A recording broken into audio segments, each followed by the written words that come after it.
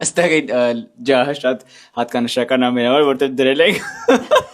մաման անտան մտածյալ մեջ գրողը պաստորներ։ Հեսա ջահերս ցույց կտամ, իջևէ տեսեք նոր գորգս, լամպս ու մոմակալս։ Ճիշտ է, ես ասել եմ, որ հյուրասենյակի ջահը չենք փոխելու, բայց այս տիկին է, որ տեսնում եք այստեղ կանգնած, կարացավ իր նպատակին հասնել, փոխել տվեց։ Նախ տիկինը դու ես, ու ճիշտ է մարմից սիրում։ Քանի որ գելերի գորգերում սեուրփաթի զեղչեր է, այնտեղից ենք ջահը ձեռք բերել։ Սա 80,000 դրամից զեղչ վերեր 40,000 դրամ։ Եկեք ցույց տանք ձեզ ինչ շահեր ենք ընտրել տան համար, դուք էլ գնահատեք ակնոցները դիր, լավ չտենում մի քիչ։ Այս բրաներն է, սրանք մոլդինգների համար ենք հատուկ առել, համապատասխան այդ ջահին։ Մամ կարաս ուղղակի այնց գցես, որ ջարդվի։ Է, հազիվ եմ ձեռք բերել, որ գցեմ։ Ջան ախպերս։ Միջանցքի համար ընտրել ենք մինիմալիստական ոճով ջահեր։ Շատ հավես է, էլի, ես փոքր տարածքի հետ համապատասխանա ու սիրուն եմ։ Գելերի գորգերում այս բան 30-ից 50% զեղչագործում սեուրփաթի հետ կապված։ Մեր խոհանոցի կարգը դեռ պատրաստ չի, բայց ինքը փայտային ոճի մեջ է լինելու, դրա համար ընտրել ենք այս ծղոտներով ջահերի տարբերակը, որ համապատասխան լինի։